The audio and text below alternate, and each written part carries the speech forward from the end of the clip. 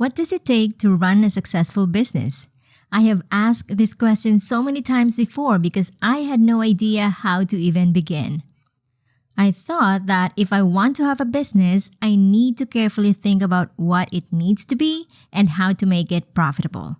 But over the years of running an online business, from blogging to scrapbook design, lettering, and now coaching, I discovered so many things that have helped me along the way. And in this episode, I'll be sharing some of my best life lessons in hopes that it may inspire you to be the person you need to be so you can run the business you want to have. Hey there! I'm Maya De Leon, and my mission is to help creatives like you translate what you love to do into a highly profitable income. I'm a mom of 3 who began as a lettering artist and grew it into a 6-figure business. If I made it possible, so can you. Every week, we'll dive deep into topics like building your confidence, getting comfortable talking about money, and nurturing your passion while juggling life and family. So if you're an ambitious creative who wants to craft the life you love, get cozy, feel at home, and listen to the Confident Creator Show.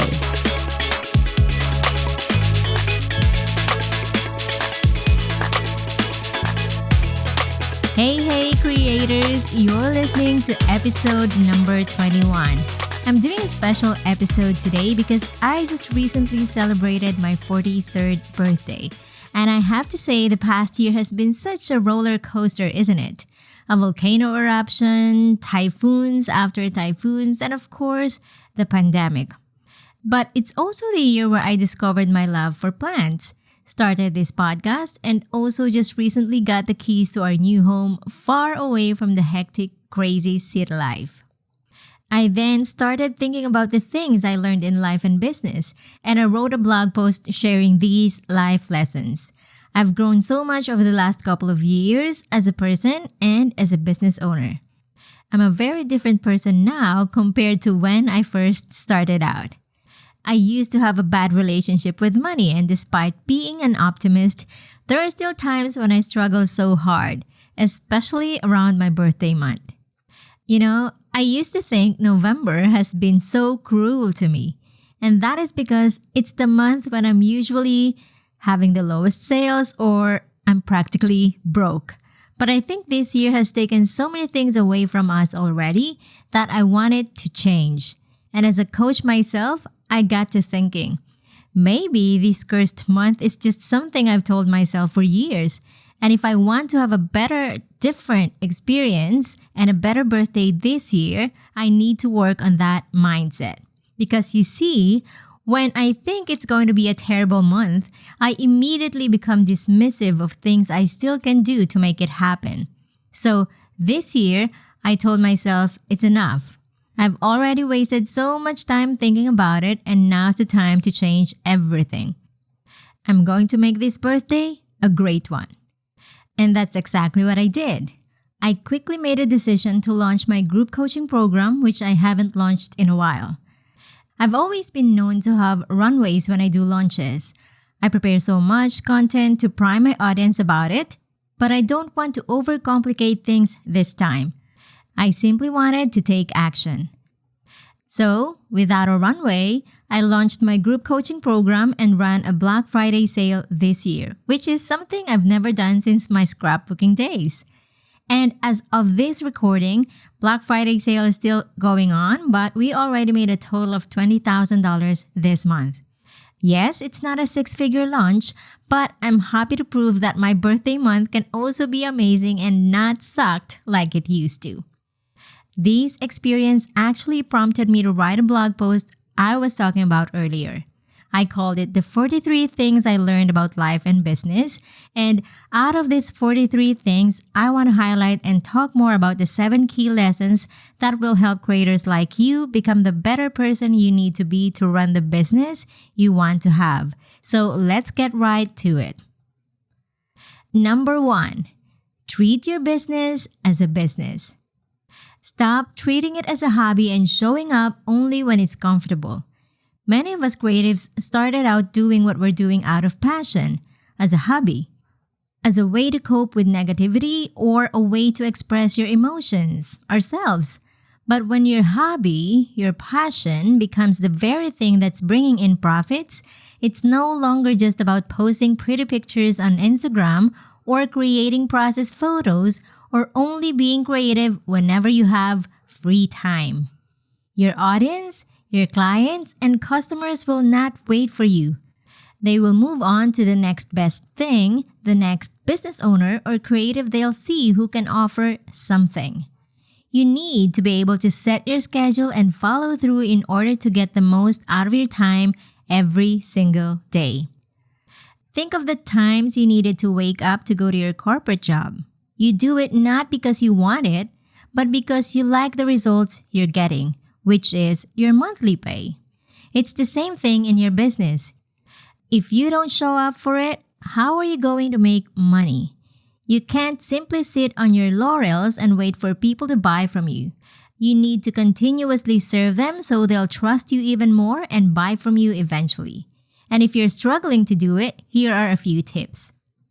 First is to set a daily routine. What time do you need to wake up? What are the things you need to do first thing in the morning? It can be coffee, exercise, or reading. Plan and set your intentions for the day before you even start working. And if you like it better, plan your day the night before so you know exactly what to do the following day. Next, time your work. If you don't want to be working nonstop, set the time when you need to do your deep work. What does it mean? Deep work for me is my non-negotiable hours. It's usually 2 to 3 hours daily when I cannot be interrupted. I have to put my phone on mute or in an airplane mode and disconnect my internet. That helps me get into my zone of genius, which is creating, be it products or writing the blog and, of course, this podcast. And finally, set your boundaries. This is crucial, especially if you have a partner and kids running around the house. They need to know what you're doing and why it's important. During my deep work, Chris needs to take over everything from taking care of our fur babies, our real babies, of course, and incoming deliveries and making sure the construction is going on smoothly. No one gets into the studio and no one calls me for anything. But of course, I'd be a hypocrite if I say it has been perfect. There will be times when I'll be needed by someone and I simply cannot ignore it. It happens. Give yourself grace and know that you can start again. All right? These are simple things you can easily implement quickly and will really become helpful for you and your business. Number 2, stop looking at what other people are doing. Focus on your own growth and stop obsessing over other people's achievements. You have a different perspective and way of doing things. It is so tempting to look at what other creators in your space are doing, and while it's okay to look at their progress and be happy for them, it can slowly become dangerous if you're not careful, especially once you start obsessing about it. That is a rabbit hole that will lead you to a negative place, so just stop. I used to look at other letterers in the industry and compare myself against them, and I ended up feeling inadequate and had all sorts of thoughts that left me questioning my ability as a letterer. When I realized where my mind went, I put a stop to it, and you're not gonna believe it. Because I unfollowed all of my favorite artists on Instagram. When I did that, something interesting happened. I found myself getting more creative in the type of work I do. I look at other things to inspire my lettering, and very soon, I found my skills growing exponentially and my style began to emerge. I never even knew that I had a certain style of letters until someone told me, "I can spot your work from a mile away." That was the validation I needed, that people can actually recognize my work despite the many amazing works of different artists out there. But a fair warning, my friends, no matter what stage you are in your business, it's really a constant struggle because I recently found myself looking at other successful business owners I was friends with. Entrepreneurs who are making 2, 3, and 5 times what I'm making. So we all really need to be aware when it's happening, catch ourselves, and focus on our own work and minding our own business. You're not helping yourself looking at someone else's progress. You're just going to hurt yourself, your business, and eventually your life. Number 3, stop chasing too many things at once. Have you ever heard of the term squirrel syndrome? It happens when you get tempted by many different things you're seeing around, and you get excited by the thought of trying new things because it might just be it. But here's the thing. It's not. Yes, it's important to play and experiment, but it can also be dangerous getting trapped being a jack of all trades. Not to mention the burnout and how it's actually going to stunt your business growth. The solution? Focus on one thing at a time. We are all multi-passionate people, and as creatives, we get excited by a lot of shiny new objects. We're about experimenting and trying out new things, but that is not always a good idea. I remember that time I wanted to start selling physical products, and I talked about this in my past episodes, which I'll link in the show notes. And at the time, I was doing digital scrapbook designs, so I thought, hey, since I'm already doing scrapbooking and I have the audience, maybe I should start selling washi tapes. I excitedly sunk in $1,000 designing and manufacturing these washi tapes, and then it went on sale. Only a few people bought it. That made me realize that this was a vanity project from the get-go. And thank goodness I only created that one product type.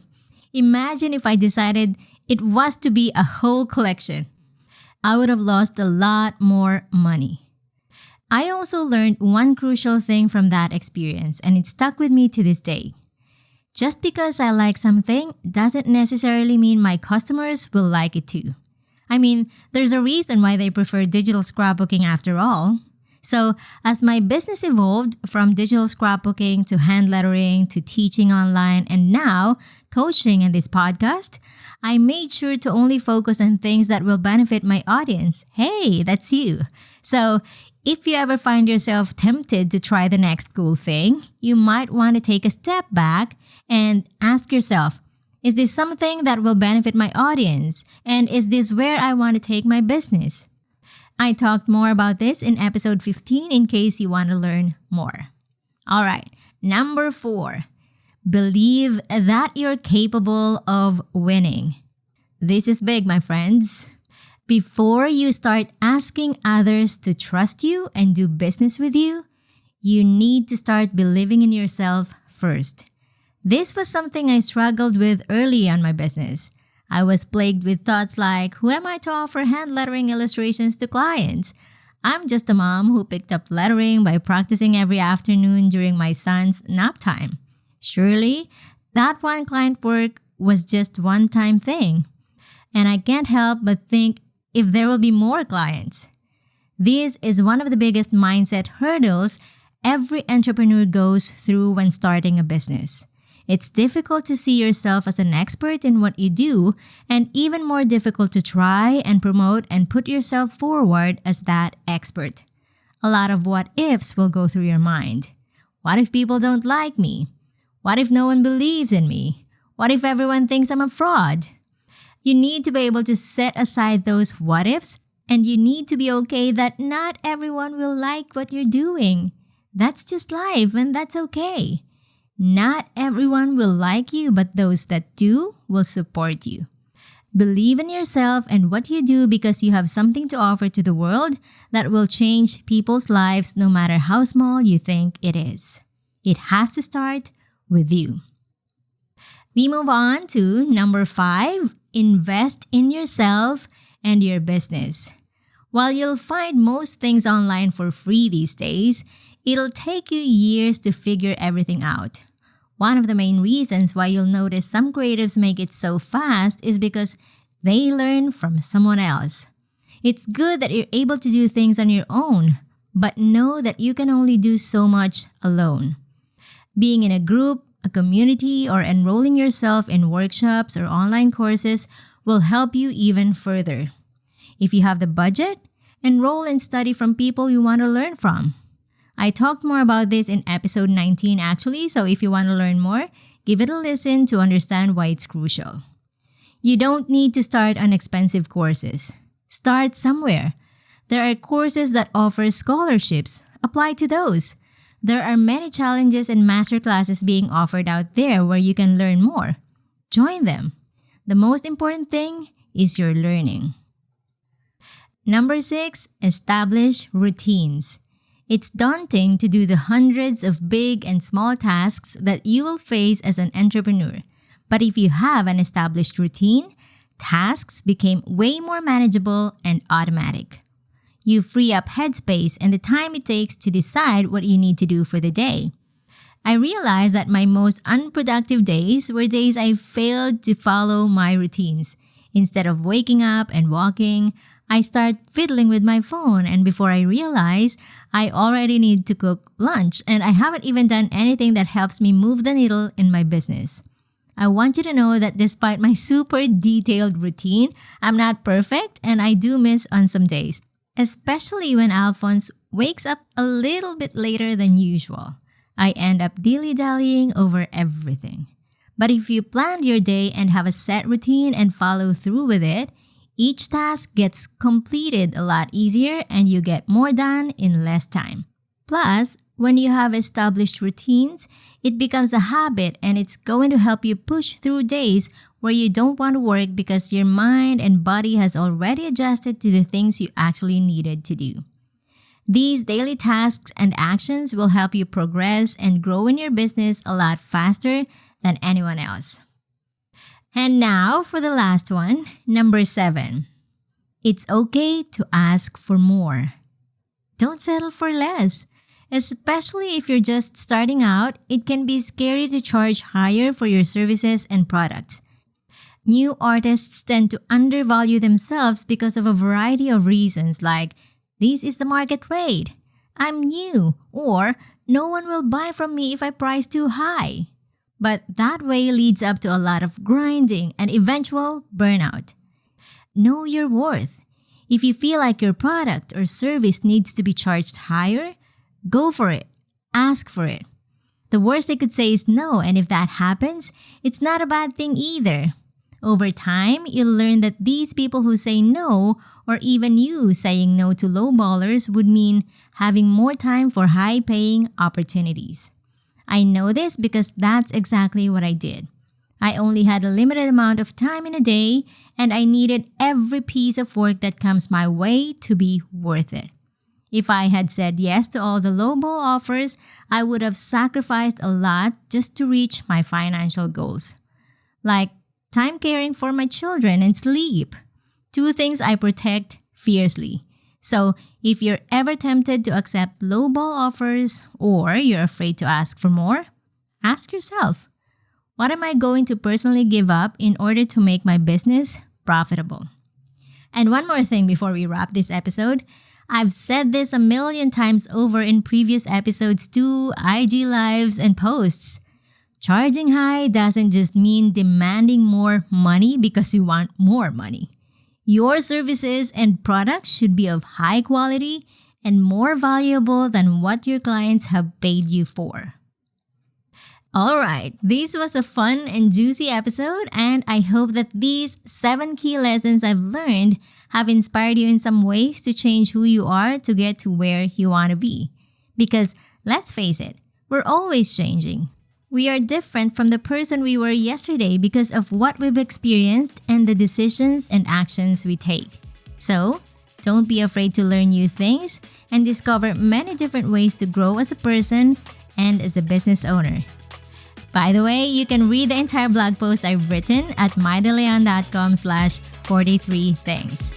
Now, don't forget to subscribe to this podcast if you haven't done so yet, and also give us a review on iTunes. This keeps me and my team motivated to know that we're making an impact on you. And as always, keep creating and stay confident. Until next time, this is Mai.